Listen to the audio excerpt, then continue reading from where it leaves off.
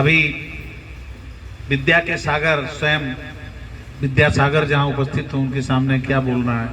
आप लोग लगातार 5 दिनों तक उनके वक्तव्य को, उनके दर्शन को, उनकी फिलॉसफी को सुनते रहे हैं। विनय त्रिपाठी जी की सरलता का और उनके प्रेषण का आप सबने 5 दिन तक अनुभव किया है। दयाशंकर जी एक मैनेजर भी हैं, प्रशिक्षक भी हैं, और जैसा कि अध्यक्ष जी ने कहा, त्रेता और द्वापर दोनों युगों का प्रतिनिधित्व करने वाले रामकृष्ण जी शायद मैं समझता हूँ हमारे हर कार्यक्रम के संचालन और व्यवस्था में हमेशा सुझाव देने की जो प्रवृत्ति है, जैसे विनय त्रिपाठी जी ने बताया। देखिए, कभी कभी जब आपकी कोई कमियों को इंगित करता है, बताता है, तो आप उससे सुधार करते हो। वो तरीका अलग हो सकता है।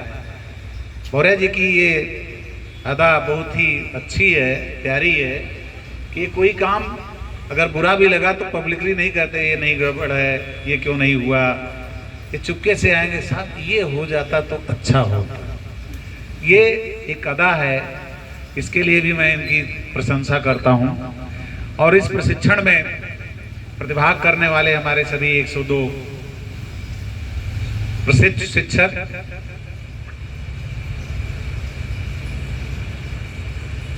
हमारे सहयोगी बच्चा लाल जी मीडिया से भी प्रतिनिधित्व कर रहे हैं, शिव कुमार जी, जो आप सबकी बातों को बहुत लोगों तक पहुंचाते हैं। सबसे पहले तो मैं अभी जैसे विद्यासागर जी ने कहा कि मैं कई बार आप सबके बीच में आया,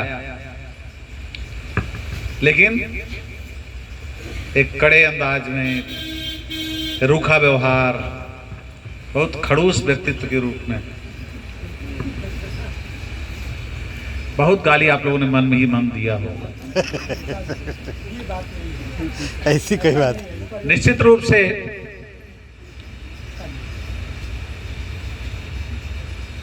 ये प्रशासनिक व्यवस्था कुछ ऐसी है कि अगर हम बहुत स्नेह से बात करेंगे तो शायद यहाँ आज इतने लोग बैठे नहीं होते समापन में। कुर्सियां खाली होती, बहुत सारे लोग अपनी बात लेकर आते हैं, समस्या बताते हैं। और शिक्षक एक बहुत, शिक्षक ही नहीं है, वो सामाजिक प्राणी है। क्षेत्र में कहीं कोई घटना है तो उसकी उपस्थिति अनिवार्य है। वो प्रशिक्षण महत्वपूर्ण नहीं है, स्कूल महत्वपूर्ण नहीं है, वो पहले उस घटना में शामिल होगा। लोग रोज 2-4 लोग आते हैं कि हमारे गांव में, हमारे क्षेत्र में किसी की डेथ हो गई, वहां जाना है। तो ये सामाजिकता सबके लिए है, लेकिन हमें अपनी प्रायोरिटी तय करनी होगी। प्रश्न इस समय कठिन चुनौती की बात है। अध्यक्ष जी ने जो कहा, निश्चित रूप से मैं इससे सहमत हूं कि किसी भी पद की योग्यता चयन के समय की योग्यता ही निर्धारित होती है। लेकिन न्यायपालिका, सर्वोच्च न्यायपालिका का अगर कोई निर्णय है तो उस पर मैं कोई टिप्पणी नहीं करना चाहता, क्योंकि वो न्यायालय की अवमानना होगी। लेकिन मैं इस चीज से सहमत नहीं हूं कि हमारे शिक्षक टेट से घबराते हैं, टेट नहीं पास कर सकते। अरे अपने आप को कहाँ भूल गए हो? आपने पढ़ा कर पता नहीं कितने लोगों को एसडीएम, डीएम, इंजीनियर, डॉक्टर बना दिया, और आप अपनी परीक्षा से घबराते हो। ठीक है, मैं संगठन की बात से सहमत नहीं हूँ, आप विरोध करिए, मांग करिए, लेकिन ये मानसिक रूप से मैं ये जरूर आपको तैयार करना चाहता हूँ कि आप मानसिक रूप से जो पहली टेस्ट परीक्षा हो, सभी लोग उस टेस्ट में शामिल हों। और मेरा विश्वास है कि इसमें से बैठे हुए 90% लोग सफल होंगे। निश्चित रूप से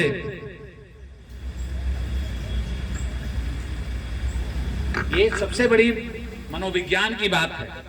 परीक्षा कुछ है नहीं, एक मनोविज्ञान है।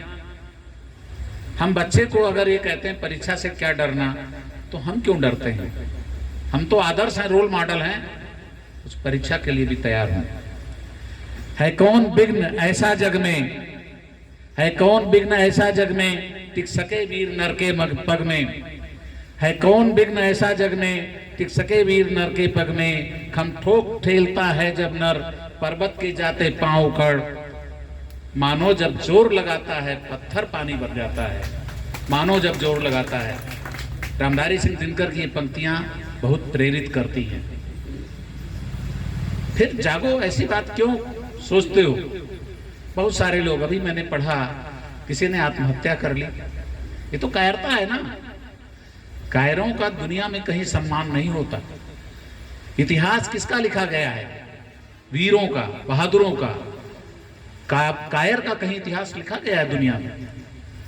तो इतिहास वीर पुरुष ही बनाते हैं, वीरांगनाएं बनाती हैं, जिसकी गाथा लोग गाते हैं।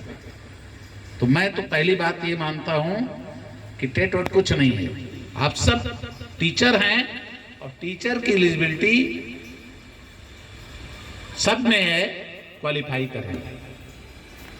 बस हनुमान की तरह अपने आप को भूले हुए हैं। क्यों? शिक्षक का मुख्य कार्य क्या है?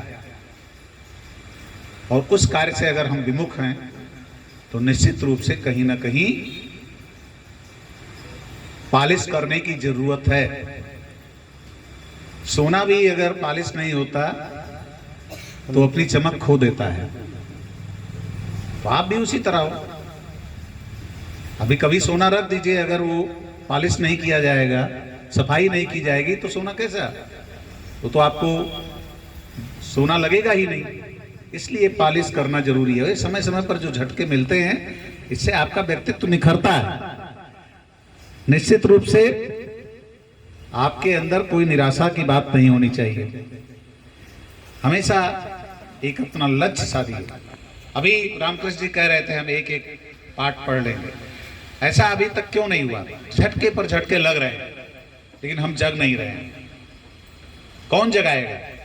मैं अक्सर कहता हूं, किताबें रिसाले ना अखबार पढ़ना, मगर अपने दिल को रोज एक बार पढ़ना।